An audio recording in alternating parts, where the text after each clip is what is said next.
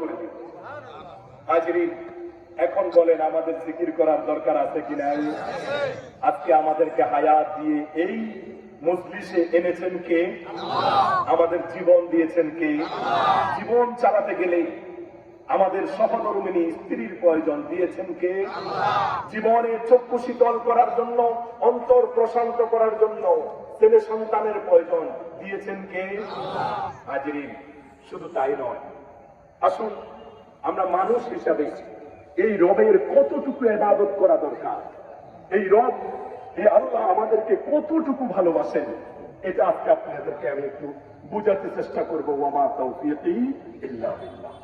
আমার আল্লাহ রাব্বুল কারীম বলেছেন, ও বান্দা, তোমাদেরকে আমি অধিক ভালোবেসে তোমাদেরকে সৃষ্টি করেছি, অত্যধিক ভালোবেসে তোমাদেরকে সৃষ্টি করেছি, অসংখ্য নিয়ামত দিয়ে তোমার জীবনটাকে আমি ভরপুর করে দিয়েছি। তুমি কি চিন্তা করো?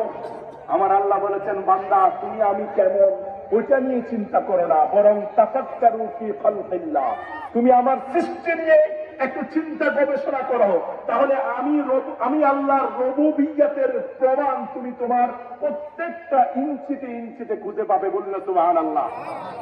হাজরিন, এই জমিনে আসার আগে আমরা কোথায় ছিলাম? কথা বলতে হবে, আমরা কোথায় ছিলাম? আলমে আরওয়াহের মধ্যে ছিলাম, রূহের জগতে ছিলাম। এই রূহের জগৎ থেকে আল্লাহ যখন যাকে চেয়েছেন দুনিয়ায় পাঠাইছে। এই যখন দুনিয়ায় পাঠায়, এই বনি আদম আল্লাহর কাছে দরখাস্ত করে, আল্লাহ আপনি যে আমাকে দুনিয়ায় পাঠাচ্ছেন, এই দুনিয়ার মানুষগুলা মারামারি, কাটাকাটি, হানাহানিতে লিপ্ত। এই দুনিয়ার মানুষকে এমন ভাবে পিটায়, যার কারণে অন্য মানুষ দেখে মনে করে আর মুখ দিয়ে উচ্চারণ করে যে এই মানুষটাকে এভাবে পিটাচ্ছে, এটা তো হিংস্র কুকুর জানোয়ার থেকেও নিকৃষ্ট হয়ে গেছে। বলে কি বলে না? আল্লাহ, এমন নৈরাজ্যপূর্ণ দুনিয়ায় আমি কিভাবে যাব?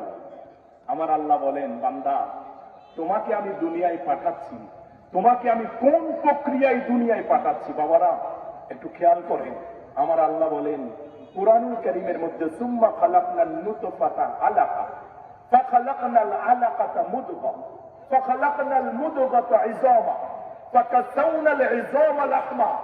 বান্দা তুমি তোমার এই 3.5 হাত দেহ অবয়ব দেখে আজকে শক্তির ক্ষমতার বাহুবলী দেখাও, আজকে তুমি টাকার অহংকার দেখাও,